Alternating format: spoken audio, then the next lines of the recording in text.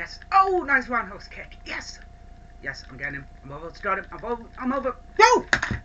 Ladies and gentlemen, welcome back to the 95th episode of the Classic Wrestling Series.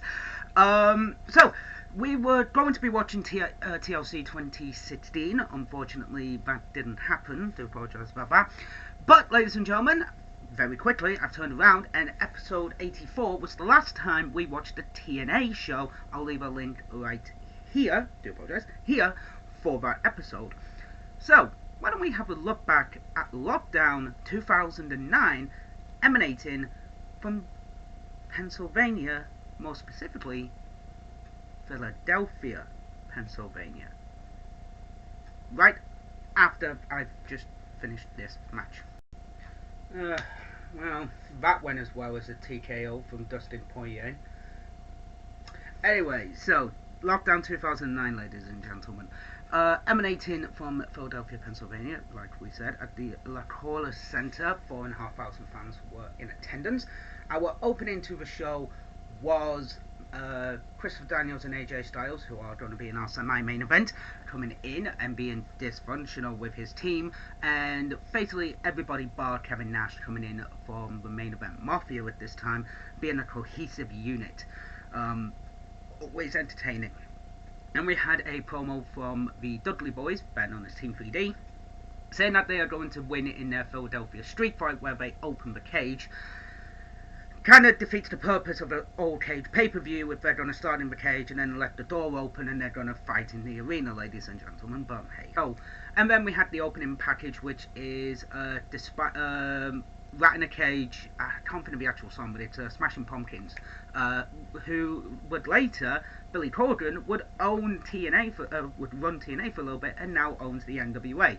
Really weird. So, ladies and gentlemen, with that all being said, let's get into our first contest, which is the escape match for the TNA X Division Championship.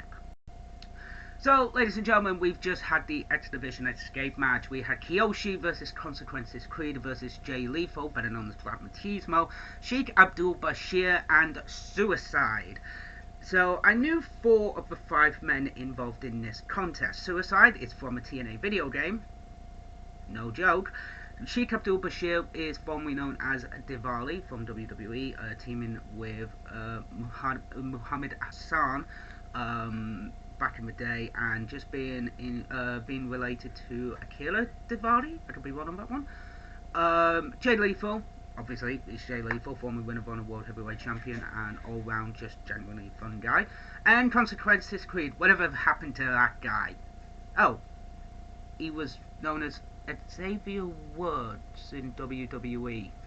Oh, and also runs a popular video game channel called Up Up Down Down as Austin Creed. Fair enough. The only one I had no idea about, ladies and gentlemen, was Kiyoshi.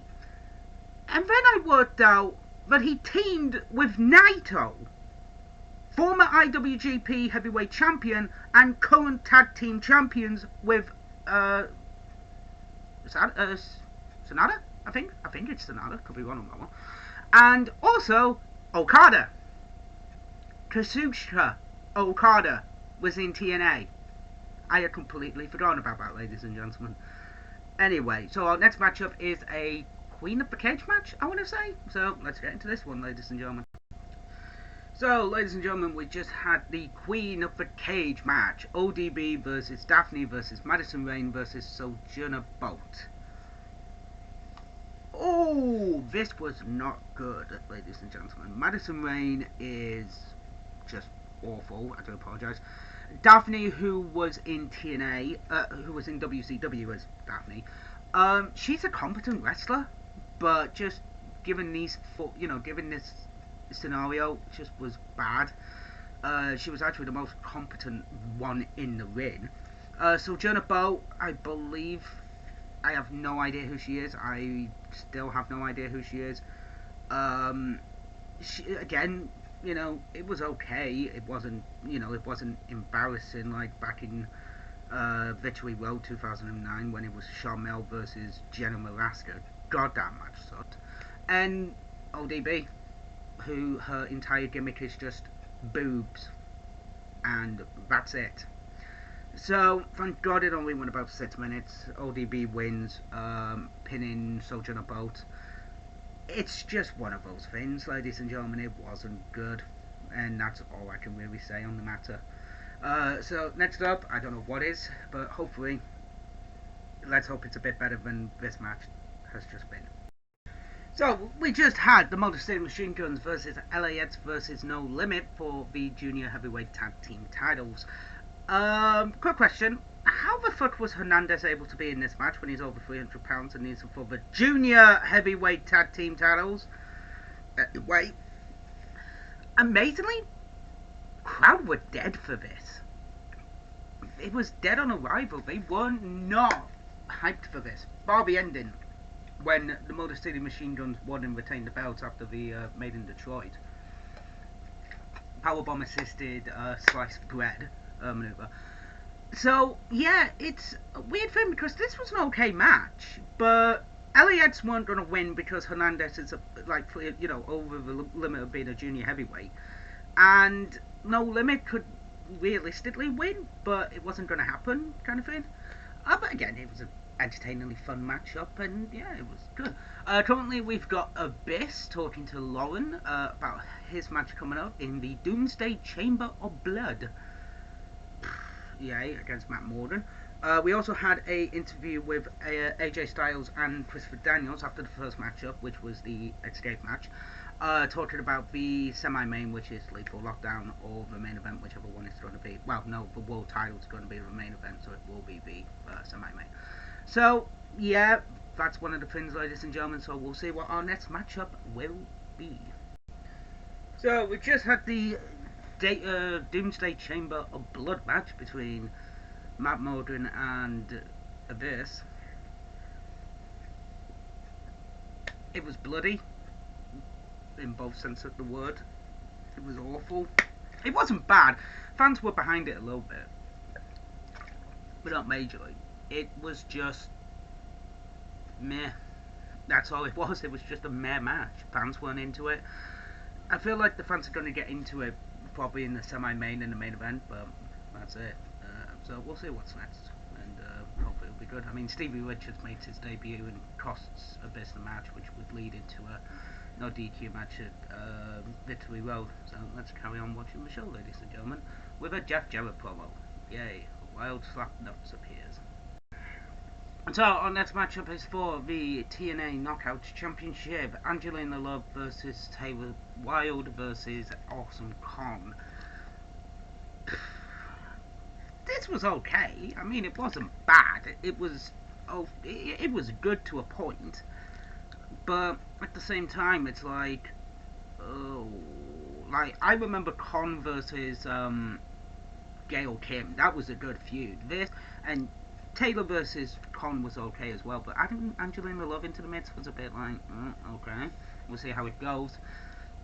It wasn't good, ladies and gentlemen.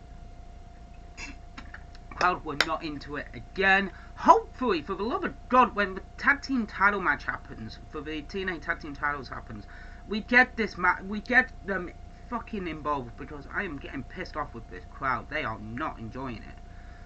You know, they're not enjoying this show, ladies and gentlemen. But again, you know, Angelina Love wins. It's her first TNA title wins, Knockouts title. So it's one of those things, guys. Was it good? It's it's debatable, to be fair, ladies and gentlemen. If you enjoyed it, then that's cool. I wasn't a massive fan of it. I respected the in-ring work, but I just wasn't a fan of it personally. So let's get to our next matchup, which I'm going to guess is going to be for the TNA tag team titles. So we just had the tag team title match of Team 3D and Beer Money going after each other in a Philadelphia street fight. The fans were behind this because it's Team 3D. I mean, it was a good match. I mean, both members of Team 3D bled, which is not good, ladies and gentlemen.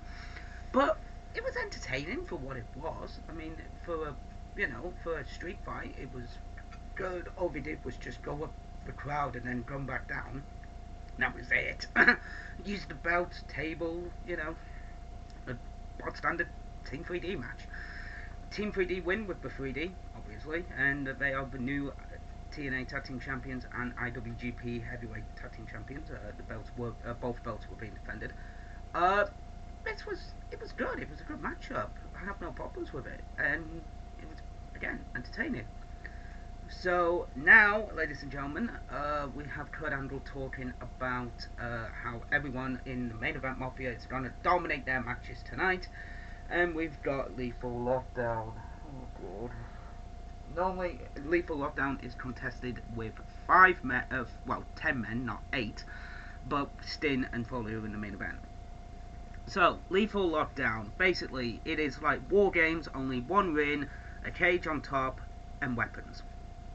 2 men enter, and then they alternate between the different teams until all 8 men are in, and then it's a pinfall or submission. Normally these matches are quite okay. I mean, War Games is good. Lethal Lockdown can be a bit hit and miss. But, you know, it's main event Mafia versus Team Jarrett, so let's have a look. So, we just had Lethal Lockdown, main event Mafia, Kurt Angle, Scott Steiner, Booker T, and Kevin Nash versus Team Jarrett, Christopher Daniels, AJ Styles, Jeff Jarrett, well, Slapping Up appears, and, excuse me, Samoa Joe. This wasn't, and it was entertaining to a degree, but it just wasn't fun to watch. It was 8 men going in there and just having a fight, which is fair enough. It's one of those things, and we've got the debut of Bobby Lashley happening at this moment in time, who would go on to face Scott Steiner. It was okay. I mean, AJ jumping through the set, jumping through the roof was impressive. It looked fucking painful, and it looked like he legitimately knocked himself out, but that was good. There was teasing. Jarrett hit AJ with a chair by mistake. Then Jarrett hits Booker T with the guitar, gets the win for Team Jarrett. Main event Mafia were cheered. The good guys were booed, and everyone was so upset when Team Jarrett won. They were upset, they were angry that Team Jarrett won, which is very, very strange to see. And then finally, ladies and gentlemen, we have Sting putting a promo on Mick Foley and the TNA World title match. So let's just get to that main event, ladies and gentlemen. Foley versus Sting for the TNA title. Let's do this. So we just had Foley versus Sting for the TNA title in the matchup. This was not good. Foley bled. Sting bled. This was a crap main event. Foley wins by being able to climb the top of the cage and jump out. He just cheated to win. Foley would be starting to go through his crazy phase. He says that he wants the door opening, he wants the barbed wire baseball bat. Out of Sting and Mick Foley, this is their worst match I've ever seen. Out of Sting and Foley. You know, Sting versus Foley.